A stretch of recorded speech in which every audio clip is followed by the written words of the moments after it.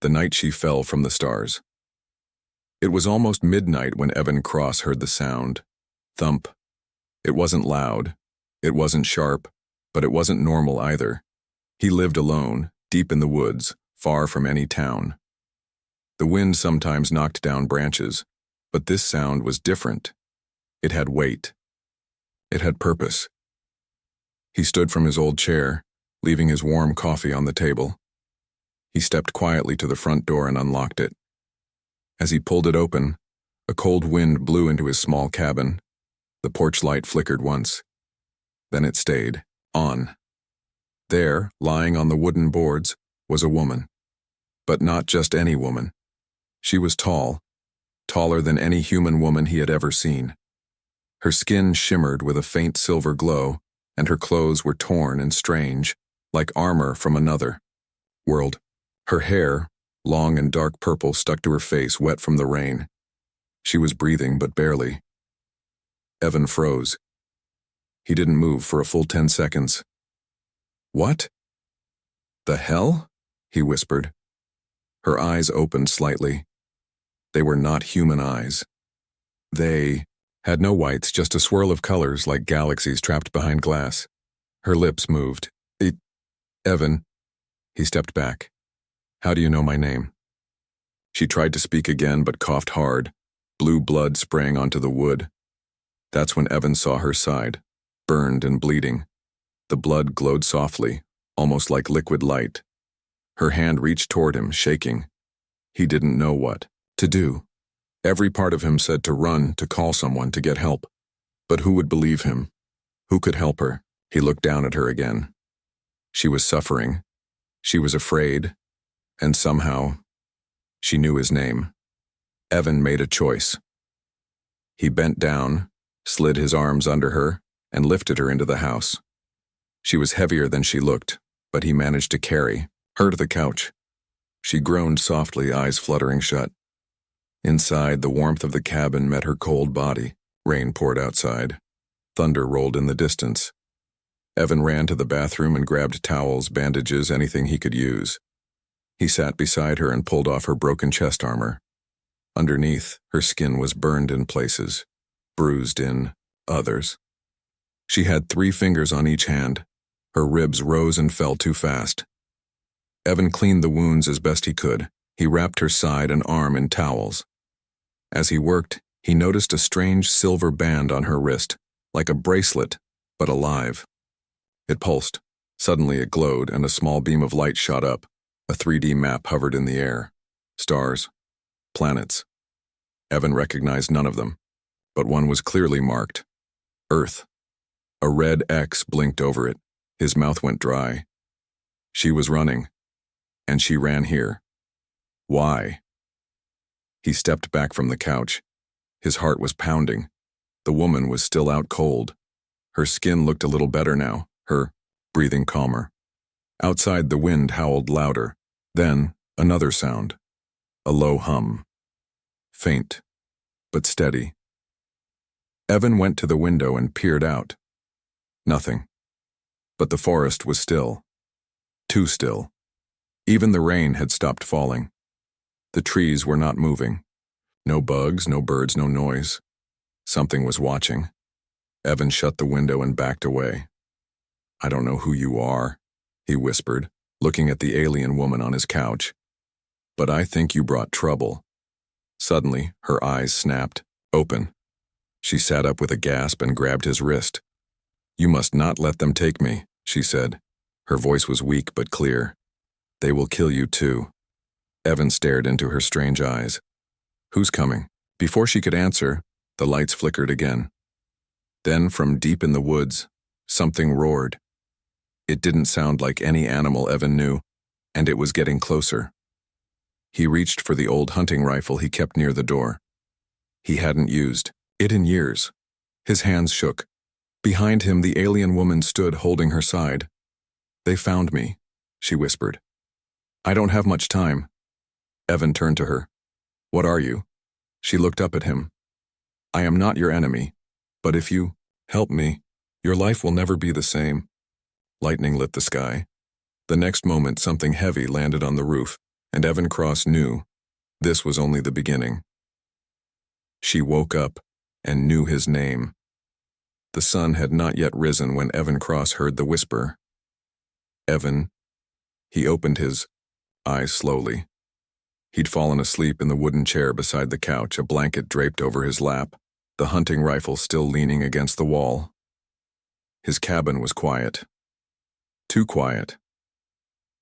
The storm had passed, but the silence outside was unnatural, like the world was holding its breath. He turned his head toward the couch. The alien woman was sitting upright now. Her long silver hair was dry, falling over her shoulders like strands of metal silk. Her wounds, burned and torn the night before, had already begun to heal beneath the bandages. Her eyes shimmered with that same swirling galaxy pattern as she looked straight at him. "Evan Cross," she said again, her voice soft but steady, like a song echoing through stone. Evan stood slowly. "You're awake." She nodded, though her body still trembled with weakness. "You brought me in. You healed me.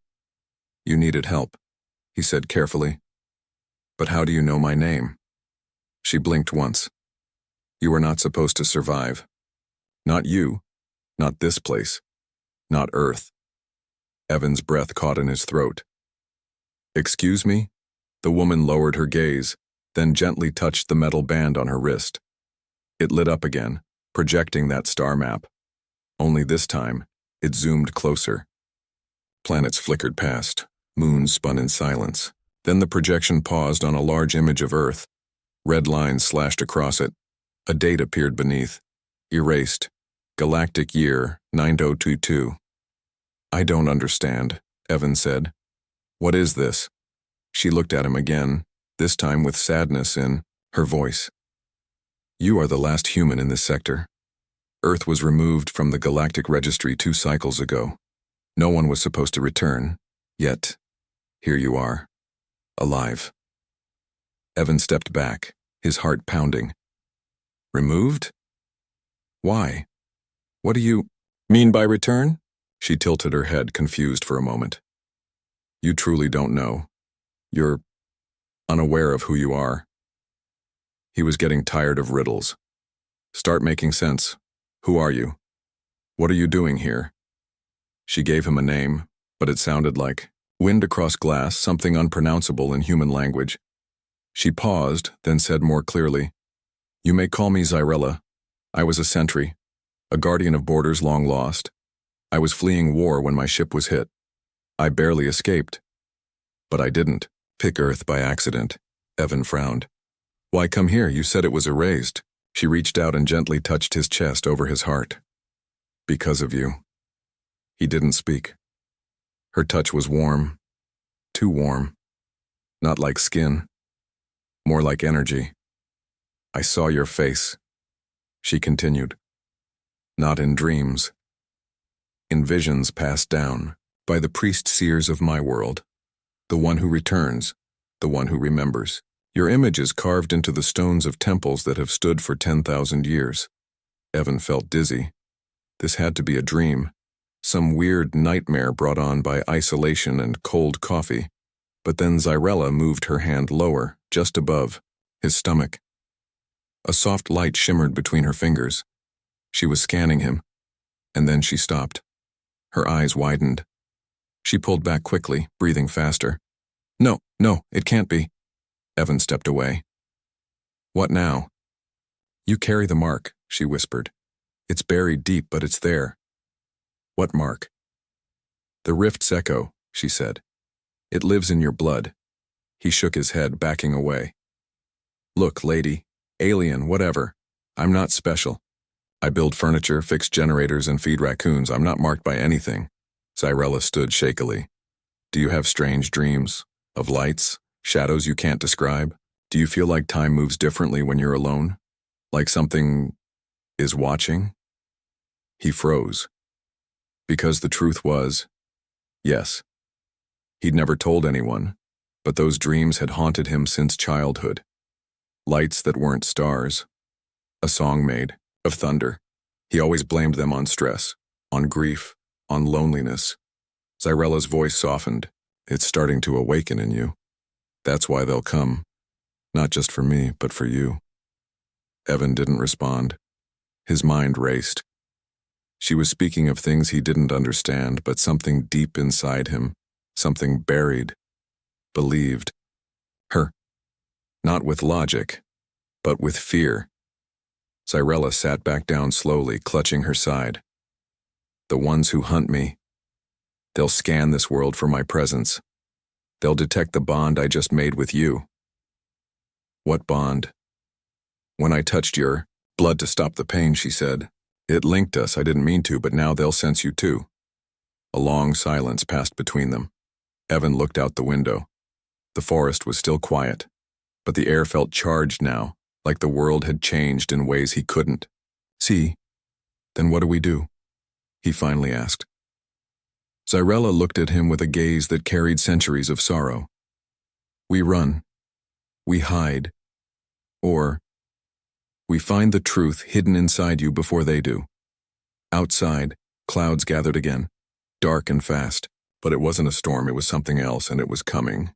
The message hidden in his blood-even cross had always believed he was ordinary. A man in the woods fixing broken machines and hiding from a world that no longer made sense. But now, as he sat in his dimly lit cabin with an alien woman whispering secrets from stars he had never seen, that belief was shattering piece by piece. Cyrella stood over his kitchen table, her pale hands gliding over her strange wristband as it hummed with soft energy. A scanner had folded out from it, projecting narrow beams of golden light across Evan's palm. His blood sat in a small container between them, drawn only minutes ago. He had allowed her to take it, though his hands still trembled from the memory. The sharp device she used wasn't like a needle. It felt more like being touched by lightning. Just tell me what you're doing, Evan said, watching the glowing symbols rise in the air. Cyrella didn't look up. Her eyes darted between floating patterns, some spinning, others shifting like liquid. Her expression grew darker with each second. There is a signal inside your blood, she said slowly. Faint, almost gone, but it's there. A signal? From what? He asked. From something that should no longer exist. She touched a point in the air and a holographic shape expanded, an unfamiliar spiral, sharp-edged and ancient. This is the mark of the first lineage, she said. They were not born. They were made, engineered by an intelligence so advanced most called it divine. They were the guardians of time itself. But they disappeared during the riftfall. Evan's mouth was dry. What's the riftfall? She looked at him for a long moment. A wound in reality, a tear in the galaxy's skin. It devoured everything near it. Entire fleets, civilizations, even time stopped making sense around it. And what does that have to do with me? He asked, trying to keep his voice calm. Cyrella reached out and gently rotated the spiral in the air. Because this symbol only appears in the blood of those who were touched by the rift. It's part of your body, but not yours. It's older than you, older than Earth. Evan took a step back. So what are you saying? That I'm some kind of alien experiment? No, she said softly. You are the echo of something powerful, something lost. Your DNA carries fragments of knowledge, locked, protected, hidden. And now, something is waking it up. Evan looked down at his own hand, the skin pale under the light. He didn't feel different, but he remembered the dreams again. Stars falling, voices singing in dead languages, shadows pulling at him from the edge of space. He thought they were just nightmares. They weren't. They'll come for it, Cyrella said. If they sense it too, the hunters, the high ones, anyone who knows what you carry will want to take it. Then we destroy it, Evan said quickly. Whatever this signal is, we shut it down. Cyrella turned to him slowly. It's not that simple. It's not just a message. It's a map, a living map. You're the last carrier. If it dies with you, the path to the lost systems dies too, and the galaxy falls into darkness. Evan didn't know what to say. He hadn't asked for this. He didn't want to be special. He just wanted his quiet life. but that life had ended the moment she collapsed on his porch. He walked to the window. The forest was still there. The trees, the mud, the quiet. But now it all felt like a mask covering something ancient and terrifying. He turned back toward her. Okay, let's say I believe all of this. What happens next? Xyrella lowered the lights in the room with a wave of her hand. The scanner vanished into her wristband. I need to help you unlock the signal fully. That means triggering the dormant code in your cells. You won't be the same afterward. That sounds great, he muttered. She ignored the sarcasm. It will hurt. Your body will try to reject it. But once it awakens, you'll understand what you are. Do I have a choice? No, she said quietly. Because they are already searching. Your blood lit a beacon. They'll come here, first. Outside, as if in answer, a loud screech tore through the trees, not human, not animal. Xyrella's head snapped toward the door. They're close. Evan grabbed his rifle. His hands were still shaking, but something inside him, some spark, was starting to settle. Fear didn't own him anymore. Not fully. What do? We do? She looked at him, eyes glowing faintly in the dark. We run, she said. But not just to escape. We're going to find what your blood remembers, and somewhere in the forest, something huge began moving toward the cabin. They came for her, and saw him. The cabin didn't make a sound, but the forest outside screamed with pressure, not with noise, with presence. Evan stood by the door, rifle tight in his grip, knuckles white. Xyrella stood beside him, breathing fast, eyes locked on the far wall like she could see through it. Her skin shimmered in the dim light, faint patterns moving beneath the surface, like living circuitry. They're not just looking for me anymore, she said, her voice trembling. They felt the echo inside you. That blood scan lit a beacon through subspace. You're not invisible anymore, Evan. He turned to her, sweat beading along his forehead. Then let's disappear. But it was already too late. Without warning, the lights in the cabin blinked out. Not from power loss, but something worse, interference. A high-pitched pulse vibrated through the walls, making every metal object in the room buzz like it was being pulled apart. Evan staggered back as his rifle lifted slightly in his hands like magnetism was tugging at it. Then came the flash, bright and sharp, cutting through the cracks in the wooden walls. Blue light, artificial and cold. Xyrella shouted, "Move!" The front of the cabin exploded inward, not with fire but with force. The air itself seemed to twist and collapse in front of them, as if reality had been stabbed. 3 figures stepped through the wreckage, their forms heavy and unnatural. Not in full armor, no, grown armor. Their bodies were covered in bone-like, plating that pulsed like skin. Evan tried to raise his weapon, but one of them moved too fast. A whip of energy lashed out, slicing the barrel clean in half. The rifle dropped to the floor in pieces. Xyrella raised her hand, firing a bolt of violet energy from her wristband. It struck one of the intruders in the chest, knocking him into the wall with a thud, but he got back up, quickly. Then the lead hunter spoke. Not in English, not in Xyrella's tongue. But somehow Evan understood it. Target confirmed. Subject: Evan Cross, genetic anomaly. Retrieve with minimal damage. Xyrella's voice broke. No. They're here for him. The hunter stepped closer. A mask covered his face, but Evan could feel the weight of his stare. You are the Harbinger. The last of the bloodline. The galaxy will not survive your awakening. I don't even know what that means. Evan shouted, stepping back. You will, the hunter said. When you sleep, when the keys in your blood begin to sing. Evan's pulse roared in his ears. Everything felt surreal, like he'd fallen into a nightmare wrapped in light and metal. But then, he remembered something Xyrella had said. You said I can control things. Machines, he said quickly. Xyrella nodded, pushing him behind. Her. It's not full yet, not awakened, but if you focus, if you believe it, it might respond. One of the hunters lunged forward. Xyrella blocked him. their bodies colliding in a blur of glowing limbs and cracking wood. Evan stumbled toward the table, reaching for the metal lamp. He grabbed it, but then paused, not with fear, with purpose. He held out his hand. Slowly. Open. The lamp lifted. No wires. No effort. It hovered in front of him. The nearest hunter turned toward him just in time to see the lamp twist violently in the air and shoot forward, striking the hunter square in the mask, cracking it. The alien staggered back, roaring in a language that melted the edges of Evan's thoughts. Xyrella took the chance. She slammed her glowing wristband against the floor, and a pulse of energy spread across the cabin like a shockwave. The remaining two hunters were thrown outside, crashing into the trees. Now, Evan, she screamed. We have to run. He didn't argue.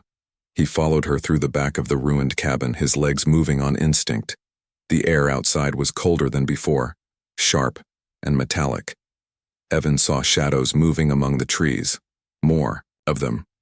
Drones floating like insects, scanning everything with red beams. Where do we go? He asked. Xyrella pointed to the hill behind the cabin. I left a beacon, a jump pad. It's small, but it can get us out of range. They ran. Branches cut Evan's arms, his lungs burned. But something inside him, something old, kept pushing. A drive deeper than survival. Deeper than fear. They reached a clearing where a strange circular pad glowed faintly in the grass. It was just big enough for two. Xyrella touched the band on her wrist. It'll burn out after one jump. Once we go, we don't come back. Evan looked behind them. More shapes were coming. The forest glowed with unnatural light. He stepped onto the pad beside her. Let's go. She activated the device. In a burst of silence, like sound folding in on itself, they vanished, and far behind them, in the ruins of a cabin that once stood alone in peace, the leader of the hunters stood over the remains of Evan's blood scanner. He lifted it gently, scanned the symbols, and then turned to the sky.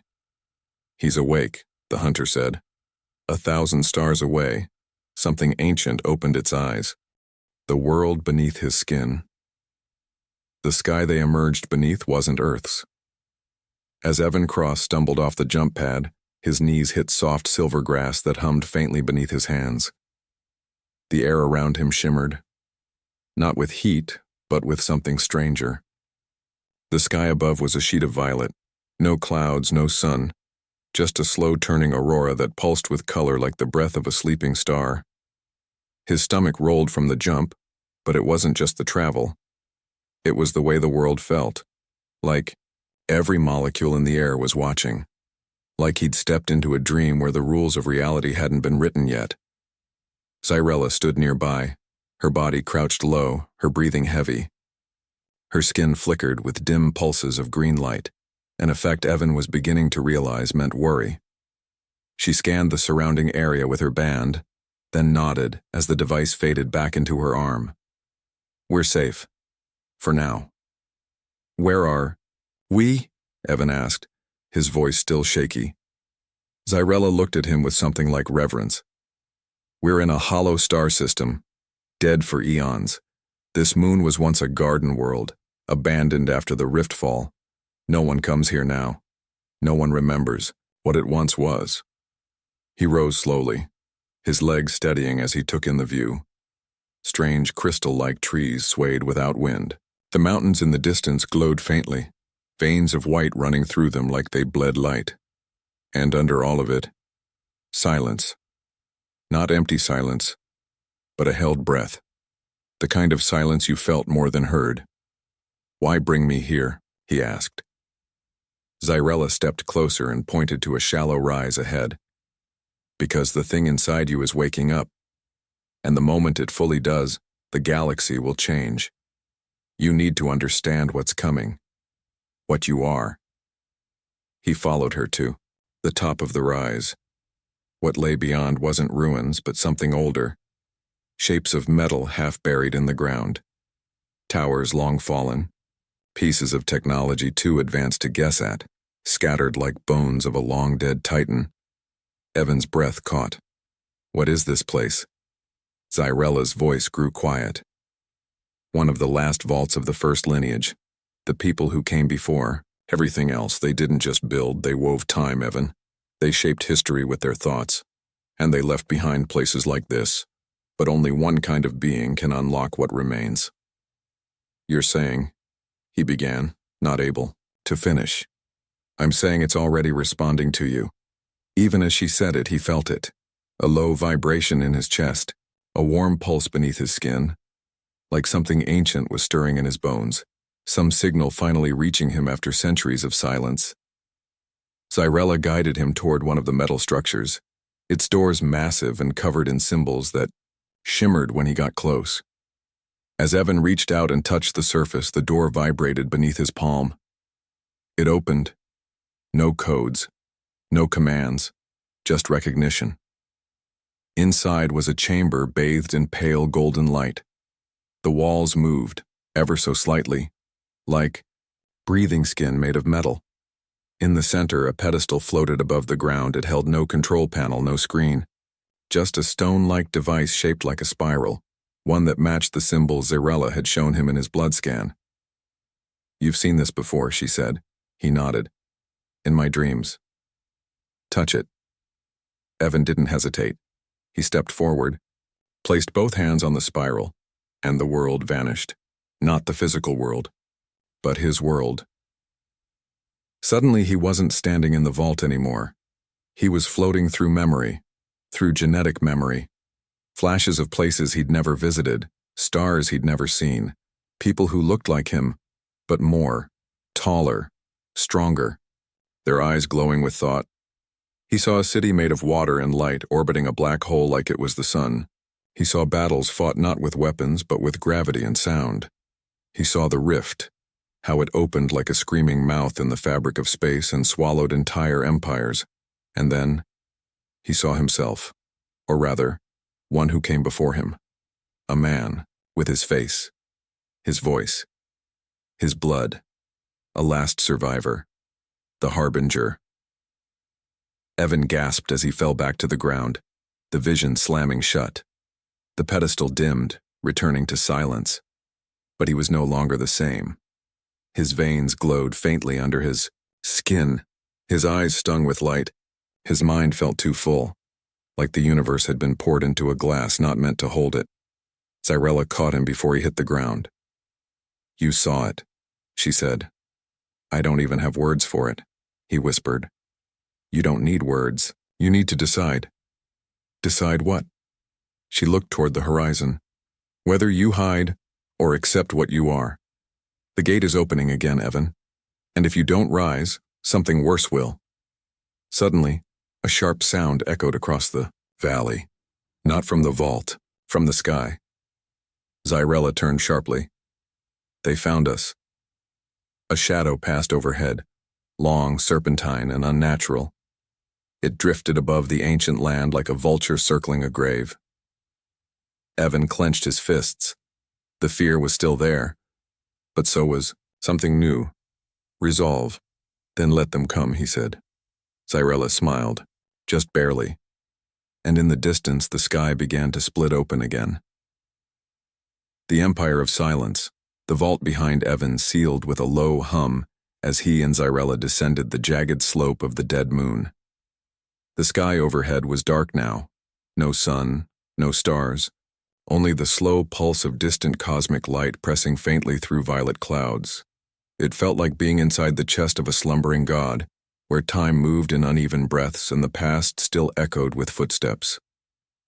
They walked in silence, passing through skeletal forests of crystal and the ruins of towers that no longer reached the sky. Every few steps Evan felt the ground respond to him, not loudly, not with light or heat, but with recognition. The soil trembled when he walked. Strange vines curled away from him like he was fire. Even the breeze shifted when he turned his head. Zyrella watched him as they walked, always slightly behind him now, not out of fear, but something close to respect. This world remembers you, she said quietly, even though you were never here. Evan said nothing.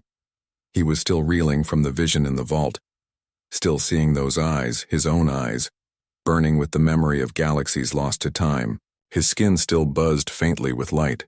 His thoughts drifted between the present and the deep echo of something far older, something buried in his DNA like a sleeping storm. At the edge of the ridge ahead stood the last structure, a gate. It wasn't made of stone or metal. It was made of silence. Two colossal monoliths stretched into the sky like broken fingers, wrapped in cables of solid starlight. Between them hung a curtain of black, not space, not shadow, but absence. Like someone had torn out a page from reality itself. Cyrella stopped as they approached, her face pale under the alien sky.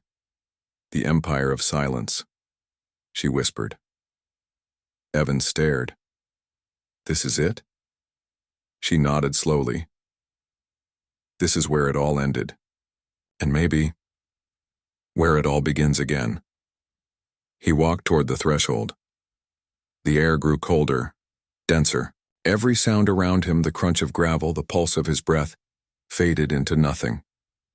The silence didn't just absorb sound, it devoured it. As he stepped closer, the black curtain rippled. Symbols formed on its surface, hundreds of them, ancient and bright. They danced like flames, then shaped into a single spiral. Cyrella gasped behind him. It knows you. The silence parted, and Evan stepped through. The world inside the gate wasn't a place. It was a memory so vast it became real. He stood on a platform that floated in an endless sky, filled with stars that flickered like dying candles. All around him were the ruins of a lost civilization, cities made of light, towers with no ends, roads that led into the void. And in the center, a great machine sat half buried in shadow. It was shaped like a throne, but it pulsed like a heart. Cyrella stepped beside him. Her voice barely reached him, like she was speaking through layers of dreams. This was the seat of the first, the Harbinger's last stand. He came here to lock away the knowledge that tore the galaxy apart. They couldn't kill him. So he buried himself in time. In you. Evan walked forward slowly. His hands tingled. The closer he got to the throne, the more the world shimmered around him, folding and unfolding like origami. The throne opened, not a door, a memory. And it swallowed him whole. He saw it all, the end of the First Empire. Their science turned against them. The rift opening like a wound in the stars, bleeding time and possibility. Creatures from beyond known space slipping through, shapes with no name, thoughts like fire. He saw the Harbinger, the last of his kind, create a living code, one that could carry their knowledge in blood, not stone. He saw himself, again and again, born in different times, different places, always drawn to the edge of stars, always hunted, always forgotten, until now, until this life, until Earth. He opened his eyes. He was back in the Empire of Silence, but now, the silence listened to him. Cyrella stared, her hands shaking. Your skin, it's changing. He looked down. His veins glowed like circuits. His breath left trails in the air like frost. And behind his eyes, stars burned like old friends. I know what I am, he said softly. Cyrella swallowed. Then, you know what's coming? He nodded. They're afraid of me. Not because of what I know, but because of what I can become. Suddenly, a massive vibration split the air. Not from the ground, from the gate. It was opening again, but this time not for him. A ship descended, dark and massive. Not sleek, not elegant. It was shaped like a blade, meant to cut worlds in half. And carved into its hull were symbols Evan recognized. The High Ones. Cyrella grabbed his arm. We can't fight that ship alone, not with just memory. Evan looked toward the throne. No, he said. But we're not alone. He stepped forward and raised his hand. All around them, the ruins began to glow. The fate that chose him, the sky shattered. The high ones descended like a storm from forgotten time, silver-black ships that looked more like scars torn across space than machines. Their engines didn't hum or burn. They whispered, leaking soundless, terror across the quiet remains of the empire of silence. As they pierced the horizon, they brought with them the weight of 1,000 extinct worlds, each one buried beneath their wake. Evan Cross didn't flinch. He stood at the heart of the ancient city, surrounded by towers now alive with light. The ruins had responded to him. They'd remembered the echo buried in his blood, the signal of the first lineage. A time-locked memory reborn in flesh and thought. Beneath his skin, energy pulsed in quiet waves. Not just power, understanding. He knew what the structures could do, what the machines had been waiting for, what he had always been meant to awaken. Xyrella stood at his side, eyes locked on the sky. "They brought a world killer," she whispered. "I've only seen one once. It consumed a sun." Evan didn't look at her. His gaze was fixed on the flagship above, a monstrous blade with a living mind. "Then we don't give it a sun. We give it something older." He stepped forward, raising both hands. The old city responded. Entire blocks began to rise from the ground, floating into the air, forming spirals of light and stone around him. The throne behind him collapsed inward, no longer a seat, but a key, a device, a beacon that reached beyond time. The High Ones fired first. A beam of pure void lanced down from their ship, black as grief and hot as creation's edge. It struck the center of the city and stopped. Evan's outstretched arms glowed like stars. The blast met a barrier of ancient force, a wall not made of energy, but will. His will. Combined with the last defense grid of the First Empire, buried and dormant until now, the ground trembled beneath him. Not from the attack, but from his response. He spoke, and his voice echoed in languages not heard since the galaxy was young. "By the blood that remembers, and the stars that once bowed, I call the memory of the first, not to rule, not to destroy, but to rise." Around him the city came alive, towers reshaped, bridges unfurled, machines formed from fragments, ships, cannons, fields of light. From the ruins an army of memory emerged, automated constructs forged of light and steel. They had no pilots, they didn't need one. They had him. Xyrella watched, breath caught in her throat. This wasn't the man who had opened his cabin door to save a dying stranger. This was something else, something larger than life, something written into the bones of history. The first wave of drones descended from the High Ones. Evan didn't flinch. A flick of his fingers, an entire swarm turned to glass mid-flight and shattered on impact. They kept coming. So did he. With every second, he remembered more, how to control the weapons, how to twist gravity, how to bend force around him like armor. He didn't command the technology, he was it. Then came the flagship. Its mouth opened, a rift cannon, hungry and endless. Xyrella screamed, "Evan, we can't hold that back." He turned toward her. "Yes, we can, but not alone." He reached out to her. She hesitated, then took his hand. Their bodies pulsed with energy. Her essence, her alien code, merged with his, human and other, forgotten and surviving. Together they became the last answer to a dying age. The cannon fired.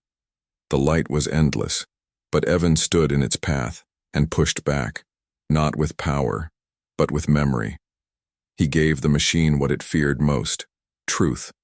The truth that the first lineage had not died, that their spirit had endured, that somewhere in the dust of forgotten planets a seed had survived. Him. The cannon overloaded, the flagship buckled, and with a final cry, Evan turned the city's power inward, projecting a spiral of energy into the sky. It wrapped the flagship in chains of light and pulled it down. The High Ones burned. The silence held. When it was over, Evan fell to his knees in the ruins. The energy left him slowly, like a tide pulling back. His veins dimmed. The towers around him powered down, their task complete. Zarella caught him before he collapsed completely. She held him gently, her arms trembling. "You did it," she whispered. He gave a weak smile. Not alone. Far above, the stars returned. Real ones this time. Not memories, not echoes. Light from galaxies that had never known his name, now touched by what he had done. The empire of silence would never be silent again. Weeks later, in the quiet of space, a new city bloomed around the ruins. Refugees, explorers, scholars, they came from across systems to see the place where the Harbinger returned. They came to witness the one who reminded the stars that even silence could be broken. Evan and Zarella stood on a platform overlooking the valley. "You could leave," she said. "You don't have to stay, you've done enough."